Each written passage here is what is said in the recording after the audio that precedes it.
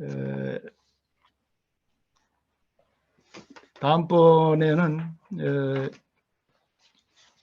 제가 제목이 그 인드라망의 세계라고 하는 건데,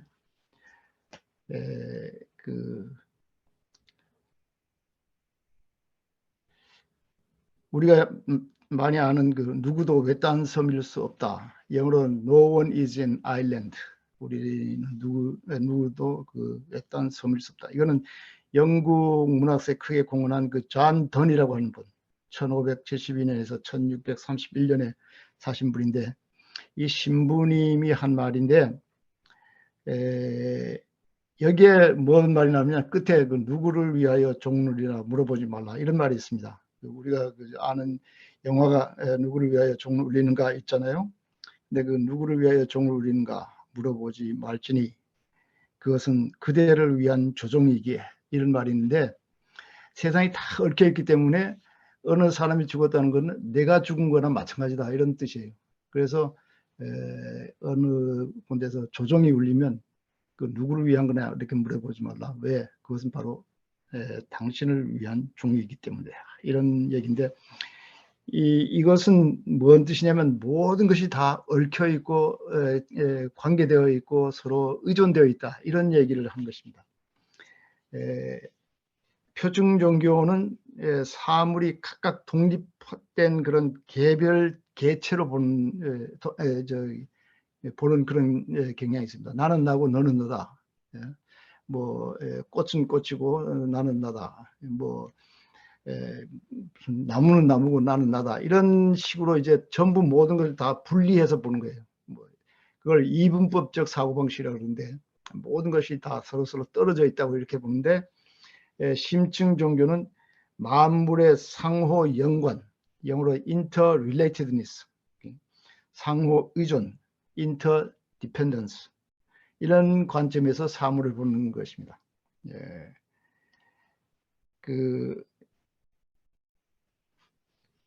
표층 종교는 자기를 중심으로 만물을 대상으로 보는 거예요. 대상으로 보는 그 이분법적 세계관을 가지고 있는 반면에, 심층 종교는 자기를 포함하여 만물 모두가 하나의 큰 얼개 속에 어울려 있다고 보는 그런 세계관을 가지고 있습니다. 이런 심층 종교적 관점을 이야기하고 있는 두 가지 구체적인 사례가 있는데, 하나는 그 재미있는 게 2018년에 하버드 대학교 졸업식에서 한국계 그 박진규라고 하는 학생이 졸업생 대표 연설을 하는데 아주 감명 깊은 그런 연설을 했습니다. 제가 그걸 직접 들어봤는데, 이 학생은 뭐냐면 뭐 미국에서 불법 체류자 부모 밑에서 뭐 정식 학교도 제대로 못 다니는데, 오바마가 그 불법 체류자를 다 사면하는 그런 특별법을 통과시켜 가지고 이 학생도 이제 정정당당하게 하버드 대학교를 들어가고, 하버드 대학에 들어가서 보면 로즈 스칼라라고 있어요. 로즈 스칼라라고 세계 그 아주 지도자급 지도자급 인물이 될 학생들에게 장학금을 줘가지고 옥스퍼드에 가서 1년간 공부할 수 있는 그런 특권을 주는 그런 장학금으로는 최고의 장학금이라고 부르시는 그런 로즈 스칼라십을 받기도 하고, 이런 학생인데, 저희가 하버드에서 살면서 계속 뭔 생각을 했냐면, 내가 이 하버드 학생 다 같은 생각을 가지고 있다는 거예요. 내가 가지고 있는 이 특별한 재능을, 탤런트를 내가 어떻게 쓸 건가, 이거에 대한 그 고민을 하는데, 자기가 가만히 생각해 보니까 자기가 오늘 이렇게 있다고 하는 것은 자기 때문이 아니라는 걸 알게 됐다는 거예요. 뭐 때문이냐? 첫째, 부모가 있어야 되고, 부모님이 거기 그 졸업식장에 있었기 때문에 부모한테 자기도 이제 한국말로다가 엄마, 아빠 고맙고 사랑해, don't cry, 이런 말을 하더라고요. 그러면 항상 뭐라 하냐면, 그 부모뿐만 아니라 자기 도서관에 뭐 자기 재료를 찾아주는 사람, 또 학교를 깨끗하게 해주는 미화원, 뭐 식당에서 밥을 주는 사람, 또 뭐 이런저런 뭐 모든 친구들, 뭐 이런 사람의 도움으로 지금 오늘의 자기가 있다 이거예요. 그러니까 지금 말해야 할 것은 내가 내 재능을 나를 위해서 어떻게 쓸까? 이게 아니라 나는 내 재능을 다른 사람을 위해서 어떻게 쓸까? 이걸로 바뀌어야 된다. 이런 얘기를 하는 거예요. 참 기특한 그런 생각을 했는데, 또 한 사람은 국회의원인데 제가 이름은 밝히지 않겠습니다. 어떤 국회의원이 시골에 가서 강연을 하는데 처음에 뭐라고 그러냐면, 여러분이 신고 있는 구두, 그 밑에 있는 구두창, 뭐 고무 구두창이었던 모양이에요. 이 구두를 만드는데 몇 사람이나 수고했을 것 같습니다. 그러니까 뭐 어떤 사람이 뭐 2사람, 뭐 10사람, 뭐 100명, 뭐 10,000명, 그러니까 이 국회의원이 그게 아니라 이 구두 창을 만들기 위해서는 셀 수 없이 많은 사람이 수고했다.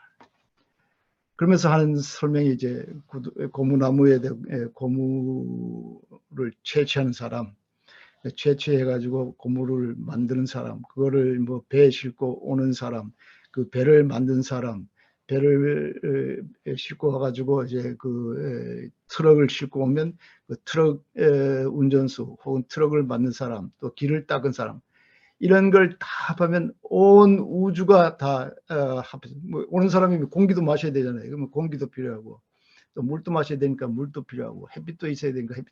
온 우주가 이 고무 저 신발 하나를 위해서 다 존재하니까, 이 신발을 신을 때 이 온 우주에 대해서 고마움을 가져야 된다. 모든 사람들에게 고마움을 가져야 된다. 뭐 이런 얘기를 하는데, 이거 참 재미있는 그런 관찰인데, 사실 이런 것을 가장 잘 강조해 주는 그런 그 종교가 불교에서 화엄입니다.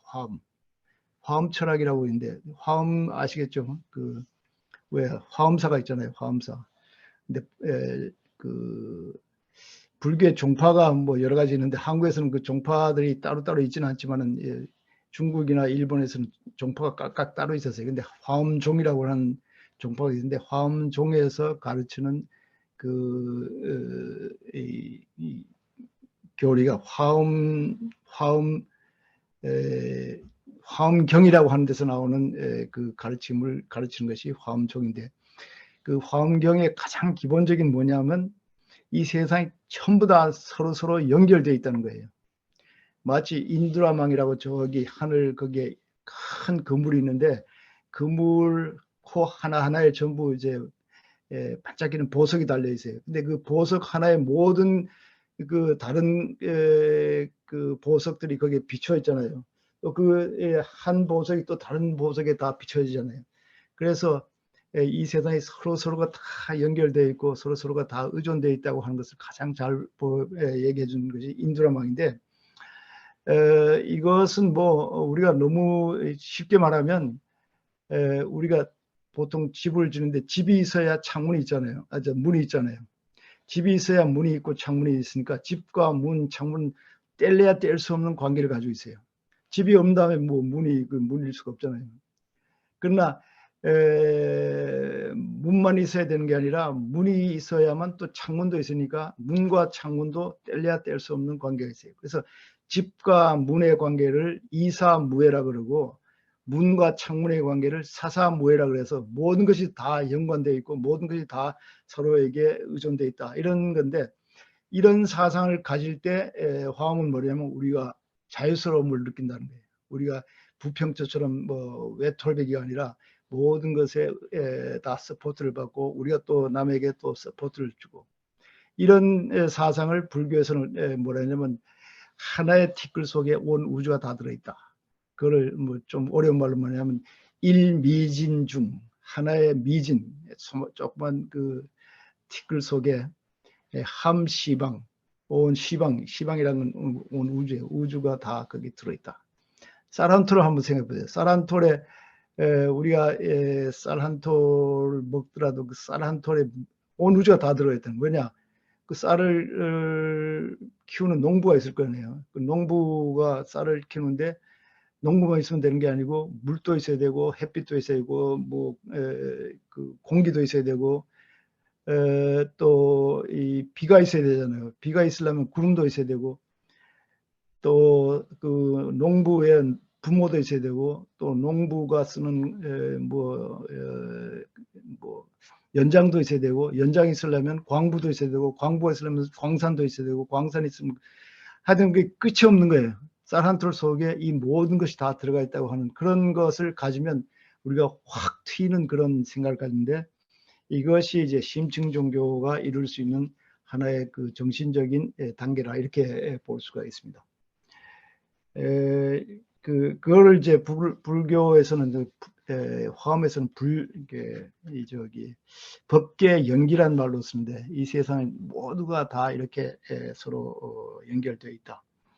이런 것을 이제 보통 우리가 많이 듣기는 했지만은 뭔지 모르지만은 몰랐는데, 그게 소위 말하는 일중다, 하나 속에 여럿이 있고, 다중일, 여럿 속에 하나가 들어있고, 또 일즉다, 하나가 곧 여럿이고, 다즉 여럿이 다즉일, 여럿이 하나다. 이것은 의상이라고 아시죠? 원효 의상이라는 분이 중국에 가가지고 화엄을 연구했어요. 화엄을 연구해가지고 중국에서 끝나고 올 때 일승법계도라고 하는 그 아주 시적인 그런 글을 남기는데, 거기에 나오는 얘기입니다. 일중다, 다중일, 일즉다, 다즉일. 뭐 이런 것이 서로 다 연결되어 있다 해가지고 중중무진 이렇게 얘기를 합니다. 이런 것은 이 서양에도 이런 생각을 가진 사람들이 여럿이 있어요. 그 중에 대표자가 윌리엄 블레이크라고 하는 사람인데, 윌리엄 블레이크는 그 영국의 시인이면서 화가하면서 뭐 신비주의자인 그런 사람이에요. 윌리엄 블레이크 아주 중요한 사람입니다. 그 댄 브라운이라고 하는 그 다빈치 코드 쓴 사람 있잖아요. 그분이 최근에 마지막 쓴 책이 그 오리진이라고 하는 책이에요. 그 우리말로도 번역이 되는데, 오리진에 보면 그 인류가 어떻게 시작되는가, 만물이 어떻게 시작되는가, 그 오리진을 찾으려고 애를 쓰는데, 그 컴퓨터의 패스워드를 찾는데 윌리엄 블레이크가 남긴 그 말이 패스워드가 된 그런 얘기인데, 윌리엄 블레이크 아주 유명한 사람입니다. 이 사람이 뭐라고 그랬냐면, 연도는 1757년에서 1827년인데, 이분이 한 말이 뭐냐면, 모래 하늘에서 세계를 보고, 뭐 일미진중 함시방이라는 말, 비슷한 말이죠. 들꽃 한 송이에서 하늘을 보기 위하여, 들꽃 한 송이에서 하늘 본다. 그대 손바닥으로 무한을 붙들고, 무한과 시간이 합치는 거예요. 이 한 시간 속에 영혼을 잡아라. 시간과 영혼은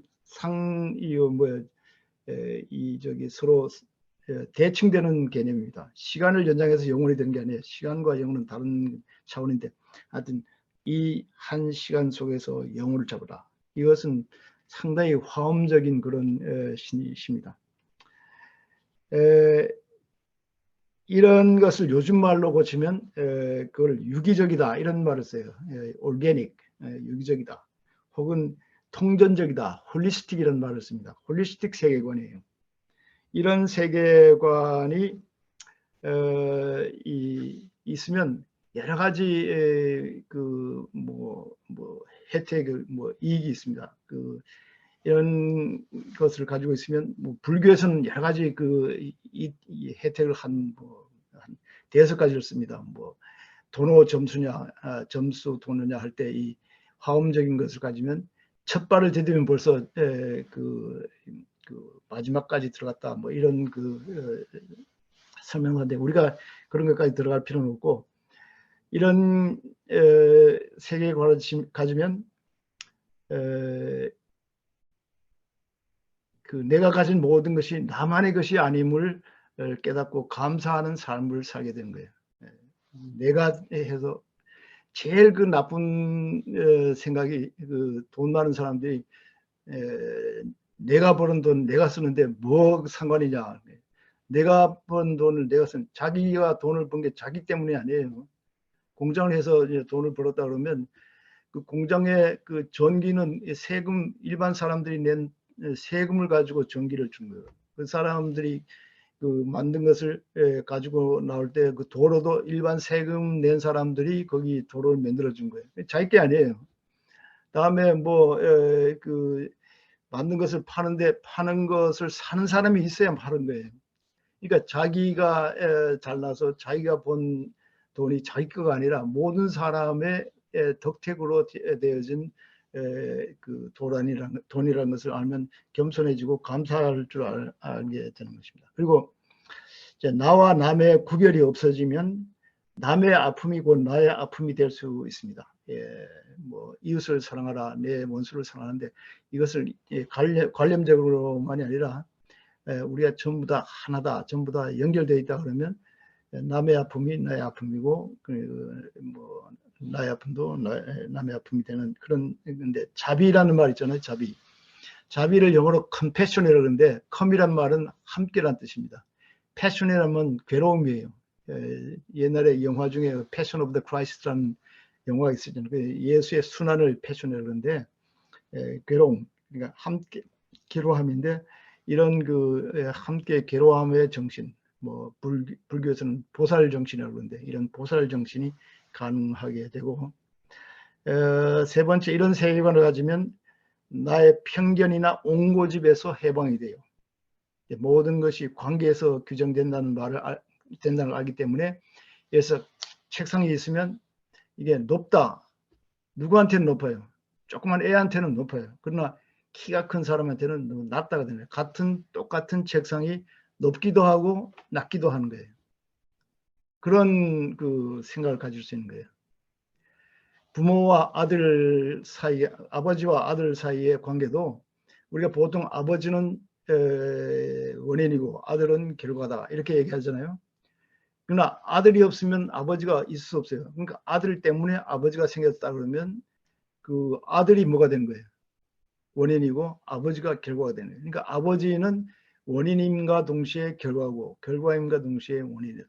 이런 그 폭넓은 생각을 가질 수 있는 그런 생각이 있습니다. 똑같은 그 의자라도 책상이라도 뭐 그 위에서 놓고 공부를 할 때는 책상이에요. 그러나 그 위에 올라가서 뭐 전구를 고친다 하면 그거는 책상이라 사다리의 역할을 하니까 한 가지에 집착해서 그걸 옹고집하는 그런 그 옹색함이 없어진다. 이런 세계관을 비본질론적 세계관이라고 하는데, 이런 화엄의 생각을 가지면 그런 이런 것이 심층 종교입니다. 무조건 빌어가지고 뭐 내 이기적인 욕망을 충족시키고 이런 것이 종교가 아니에요. 그런 종교 시작은 하지만은 그런 종교에 머물러 있으면 결국 우리는 종교적 혹은 정신적인 그 발달 장애에 걸린다, 뭐 이런 얘기를 할 수 있을 겁니다. 마지막 나온 게 뭐냐면 깨달음을 통한 자유라고 하는데, 심층 종교는 아까 말한 대로 그 깨달음을 강조하는 거예요. 그 표층 종교는 무조건 믿으라 하는 것을 강조하고, 표층 종교는 그 자기 종교에서 주어진 교리나 계율을 무조건 그대로 받아들이고 따르면 된다 하는 것이 그 표층 종교인데, 심층종은 지금의 나를 얽매고 있는 선입견이나 고정관념을 넘어서서 새롭게 눈을 뜰 때 필연적으로 따라오는 깨달음, 이것을 종교에서 가장 중요한 요소로 여기고 있습니다. 이런 것은 모든 종교적 의례나 활동도 궁극적으로는 이런 깨달음에 이르기 위한 수단으로 생각을 해요. 여기에서는 뭐 심층 종교에서 그 중요시하는 깨달음에 대해서 오늘 좀 얘기해 보려고 하는데요.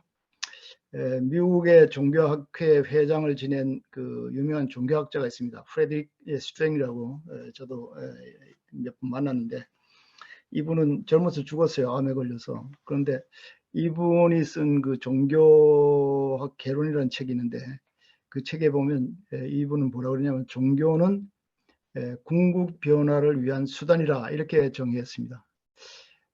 제가 뭐 종교 정의에 대한 그것이 많이 있지만은 제가 보기에는 뭐 이 정의가 가장 제 마음에 드는 정의가 아닌가, 제가 가장 선호하는 그런 정의라고 보는데, 왜 그러냐면 이 정의에서 제가 보는 것은 그 변화를 위한 수단이라는 말 속에 결국 그 변화는 깨달음을 포함하고 있다, 이런 것이라고 여겨지기 때문이다. 그래서 종교의 기본은 결국 깨달음을 통해, 제가 그 하는 정의, 이걸 좀 더 부연한 저의 그 종교의 정의인데, 종교의 기본은 깨달음을 통해 변화를 얻고 결국 그거를 통해서 자유스럽게 되는 것, 이렇게 되기 위한 수단, 이것이 종교가 아닌가, 이렇게 보는 겁니다. 이렇게 깨달음이라는 것은 사실 눈을 뜨는 것, 좀 어려운 말로 하면 의식의 변화, 사물을 더욱 깊이 그리고 넓게 나아가 있는 그대로를 보는 것, 혹은 진리를 아는 것, 불교적 용어로 하면 실상, 진여, 이런 것을 꿰뚫어 본다는 그런 뜻이죠. 눈을 뜨면 다시 말해서 의식이 바뀌면 진실을 알게 되고, 진실을 알게 되면 변화를 얻게 되고, 그러면 종교의 궁극 목표인 자유함을 얻게 된다, 이런 뜻입니다. 뭐 아시겠지만 예수님이 진리를 알지니 진리가 너희를 자유롭게 하리라 했는데, 진리를 안다는 말은 결국 이런 그 실상을 보는 것, 이런 경지를 이야기한다고 볼 수 있습니다. 이걸 좀 더 쉽게 이해하기 위해서 제가 몇 가지 예를 들었어요. 첫째, 옛날에는 바다에 끝이 있다고 생각했어요. 가다 보면 끝이 있기 때문에 항해를 하더라도 그 끝에 가서 떨어지면 큰일이니까 항해를 하더라도 해안선만 따라 돌지 멀리 가지를 못했어요. 그러다가 바다에 끝이 없다고 하는 사실을 알게 되면서 이제는 멀리까지 나갈 수 있는 자유를 얻게 되는 거예요. 둘째, 그 어느 동네 입구에 큰 구렁이가 있다고 생각해서 사람들이 그리로 가지 못하고 먼 길로 이렇게 돌아서 다녔어요.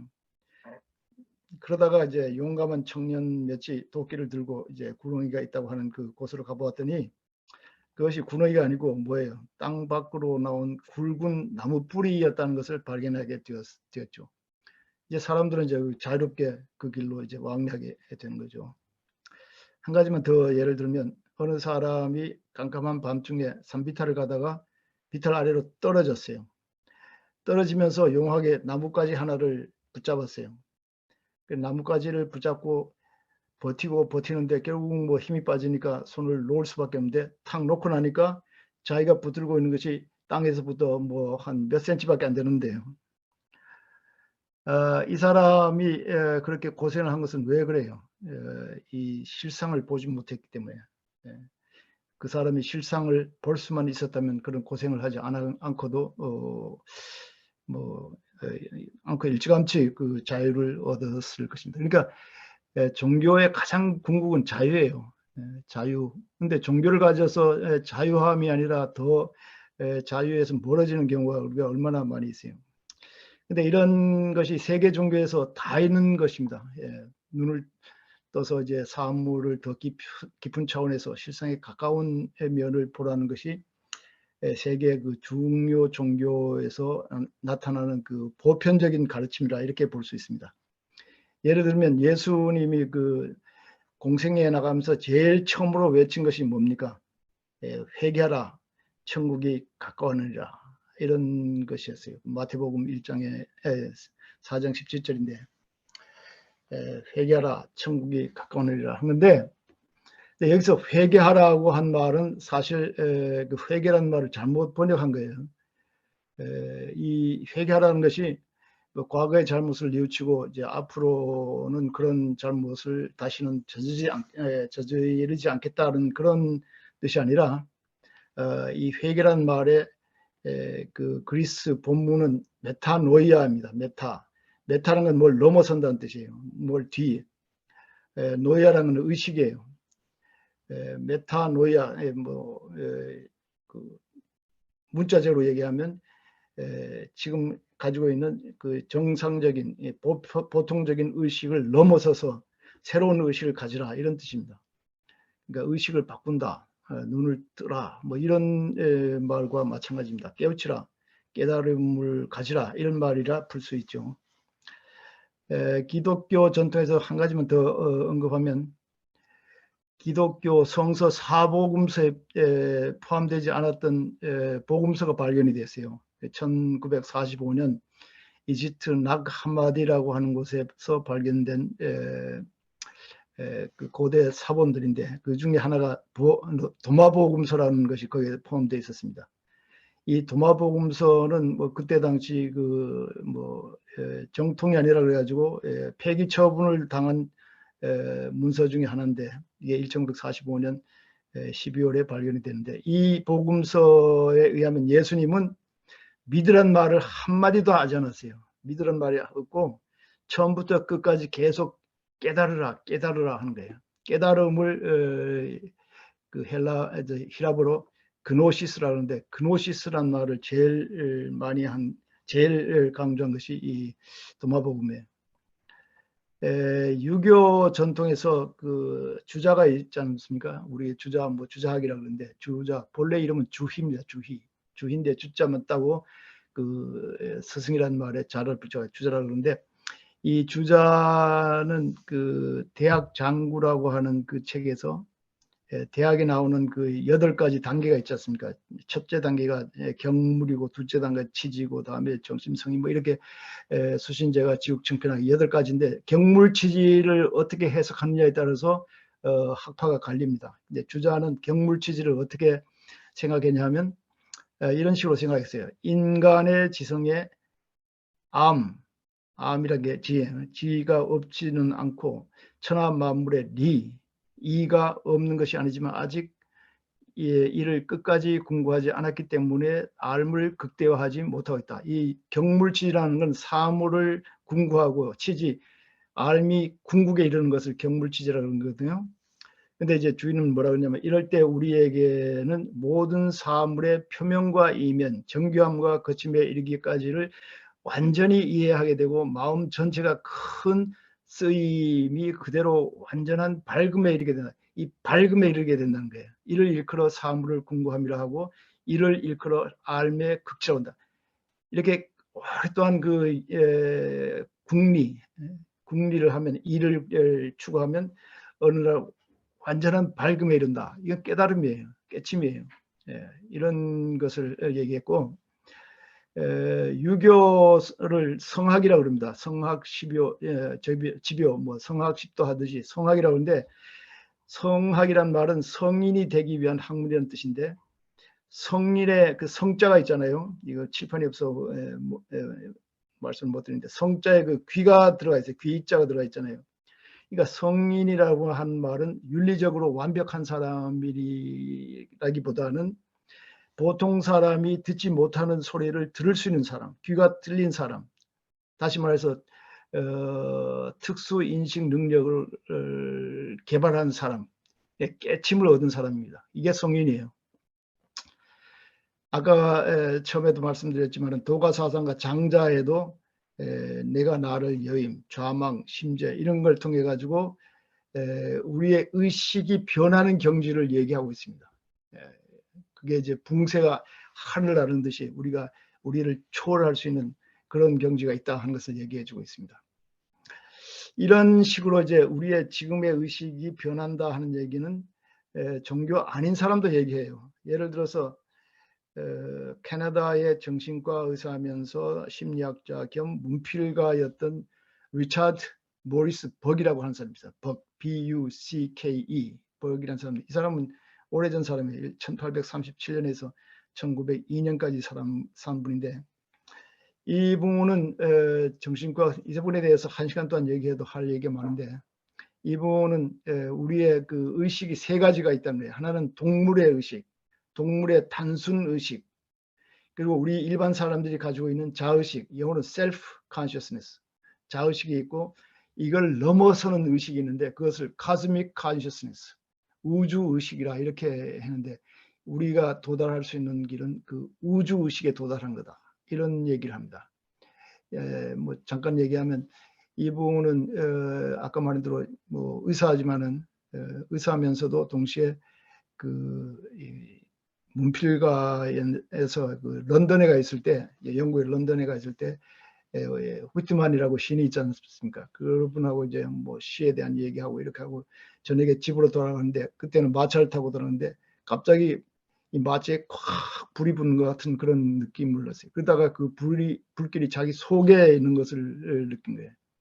그러면서 그때 가지고 있던 그 의식은 뭐 보통 우리말로 표현할 수가 없으니까 그는 그 우주의식이란 말하고, 이 순간에 자기가 여태까지 배운 모든 것보다 더 많은 것을 깨달을 수 있었다, 깨침을 얻을 수 있었다, 이런 얘기를 하는데, 그걸 뭐 우주의식이라고 이렇게 말했습니다. 그리고 많이 알려진데 켄 윌버라고, 이 사람 꼭 읽어봐야 할 사람입니다. 켄 윌버라고, 이분은 젊은 사람이 1949년으로 아직 살고 계시는 분인데, 이분이 쓴 책이 많이 있지만 그 중에 하나가 이제 Up from Eden, 우리말로 번역되어 있습니다. 에덴에서부터 올라가는 거예요. 타락이 아니라 승귀 뭐 이런 말로 번역되어 있을 텐데, 이분은 우리의 의식이 세 가지란 거예요. 첫째는 주객을 분간하지 못하던 그런 그 주객 미분의 의식. 이건 성경적으로 말하면 아담 해와가 에덴에 있을 때 아직 선과 악을 알게 하는 나무의 열매를 먹기 전이에요. 그런 그 주객 미분, 뭐 동물의 의식하고 같은 거죠.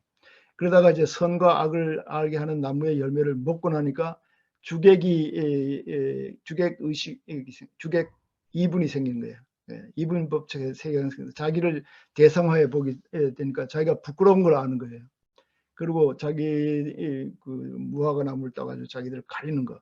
그는 여태까지는 자기를 의식하지 못하다가 이제 자기를 의식하는 거예요. 의식하면서 또 이 상대 대상을 또 의식하는 거예요. 의식하면서 내가 뭔가 잘 되기 위해서 막 애를 쓰는 게, 그걸 그 사람은 그 아트만 프로젝트라고 해서, 인간의 역사는 이 자기를 확대하고 자기를 뭐 과시하려고 하는 그런 욕망에서 생긴 것이 인간의 역사다. 그런데 언제나 그거는 불안하고 언제나 불행해요. 자기를 의식하니까. 자기보다 언제나 잘난 사람도 있고 하니까. 그러나 이런 의식을 넘어서는 의식을 그 사람은 그걸 트랜스 subject object consciousness, 그러니까 주객 초월 의식이라고 하는데, 붓다라든가 예수님이라든가 뭐 공자, 노자 이런 분들이 종교 성학자들은 이런 의식에 도달해서 다른 사람도 이런 의식에 도달하도록 도와주려고 했던 사람이다, 이런 얘기입니다. 근데 앞으로 많은 사람들이 이런 주객 초월 의식으로 들어가게 될 것이다, 이런 얘기인데, 하여튼 종교에서는 이런 그 깨달음의 경지, 이것을 얘기하는데, 뭐 종교 아닌 심리학에서도 요즘은 이런 식으로 우리 의식의 변화, 이것을 얘기하고 있습니다. 근데 뭐 무엇보다도 그래도 이런 깨달음을 가장 힘있고 체계적으로 강조하는 종교는 불교입니다. 뭐 기독교도 그래요. 아까 말한 예수님이 그 의식을 바꾸라, 깨달으라, 이런 거를 다시 한다 그러면 기독교를 보는 눈도 달라질 거예요. 근데 부처님이 보리스 밑에서 성불을 했다고 그러잖아요. 성불, 불이란 게 깨달음이에요. 성이란 건 이루었다, 이룰 성, 깨달을 불자거든요. 성불했다는 말은 깨달음을 이루었다는 뜻이에요. 붓다란 말은 그 이름 자체가 깨달은 분이란 뜻이에요. 영어로는 the awakened 혹은 the enlightened 이런 말을 쓰는데, 불교, 부디즘이란 말은, 붓드란 말은 깨달음이에요. 부디즘이라는 건 깨달음을 위한 종교, 깨달은 분이 가르쳐준 종교 혹은 깨달음을 위한 종교라, 이렇게 할 수 있습니다. 근데 불교 중에서도 깨달음을 가장 중요시 여기는 종파는 선종이라고 그래요. 선종. 선불교 아시죠? 선종.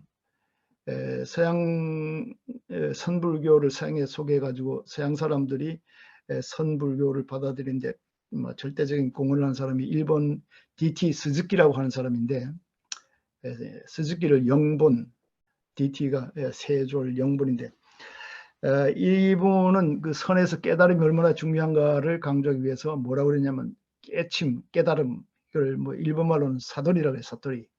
사토리, 깨달음은 선불교의 알파와 오메가이다.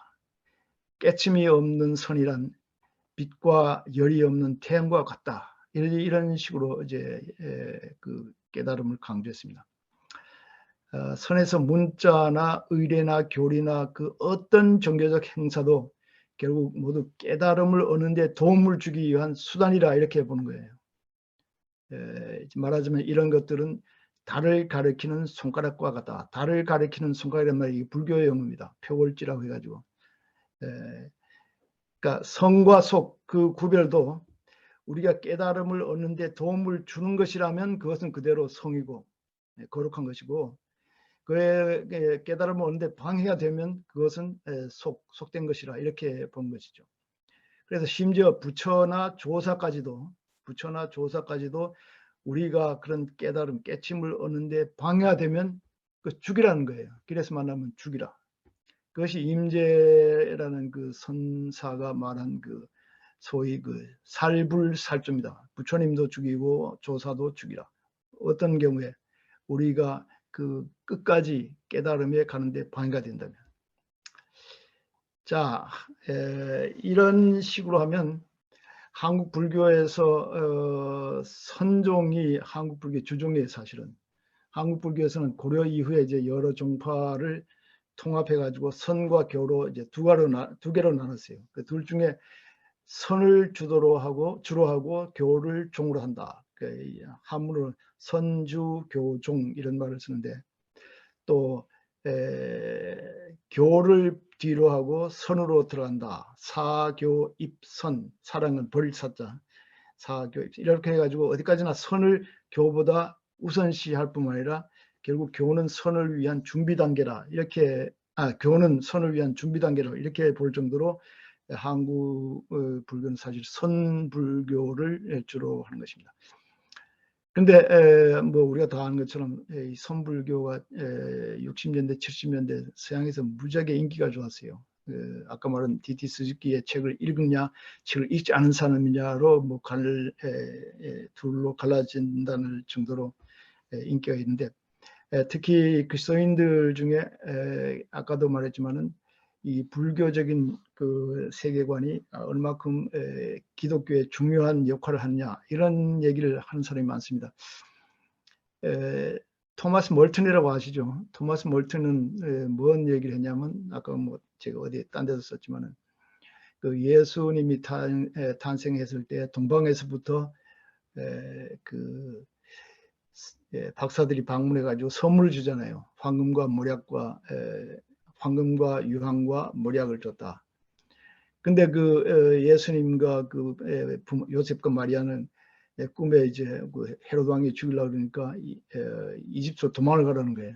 피란을 가라는 거예요. 그래서 그날 밤에 이제 일어나 가지고 이제 이집트로 피란을 가서, 제가 얼마 전에 그 이집트에 갔다 왔는데 그 예수님 가족이 숨어 살았던 그 동굴을 보여주고 그 위에 또 교회를 세워가지고 아기 예수 피난교회라는 교회를 세운 것을 봤는데, 그 토마스 멀턴에 의하면 예수님 가족이 이집트에서 뭘 먹고 살았냐, 황금과 유황과 몰약이란 게 난 뭔지 몰랐는데 이집트에 가니까 그 미라를 만드는데 방부제로 쓰이는 아주 귀한 그 약재라 그래요.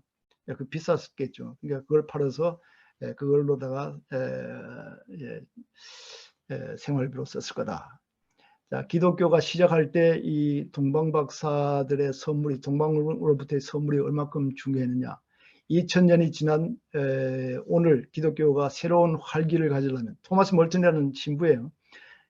그분은 하는 얘기가 2000년 지난 오늘 기독교가 새로운 활기를 갖고 되살아나려면 동방으로부터의 선물이 또 와야 된다는 거예요. 근데 그 동방으로부터의 선물은 선불교라든가 노장사상이라는 동양의 정신적 유산이라 이런 말까지 할 정도로 이 선불교라든가 노장사상 중요한데, 특히 한스 큉이라고 아주 그 유명한 신학자 겸 뭐 종교학자라고 볼 수 있는데, 한스 큉이 얼마 전에 돌아가셨어요. 작년인가. 이 선을 한마디로 그러니까 선불교의 선을 한마디로 요약할 수 있는데 그것은 바로 자유다라고 하면서, 선은 자아로부터의 자유, 육체적 정신적 강압으로부터의 자유, 모든 권위로부터의 자유, 나아가 붓다라부터 경전으로부터 심지어 선 자체로부터의 자유를 제공하는 힘이 있다. 그러니까 아까 제가 깨달음을 통한 자유라고 했는데 선을 통해서 이런 자유를 얻을 수 있는 거예요. 이게 심층 종교가 이룰 수 있는 그런 경지의 한 가지입니다. 이게 꼭 뭐 불교를 통해서만 되는 게 아니고 어떤 종교든지 심층에 들어가면 이런 경지에 도달할 수 있습니다. 자, 깨달음을 강조하는 이런 불교의 본래 면목이 한국 일반 불자들 사이에서도 혹은 기독교인들 사이에서도 더욱 많이 알려지고 실천될 때 현재 기복 일변도처럼 보이는 불교라든가 뭐 기독교의 관행에서 벗어나 종교가 줄 수 있는 참된 자유를 맛보는 일이 더욱 널리 퍼지게 되지 않을까 이렇게 생각해 본다.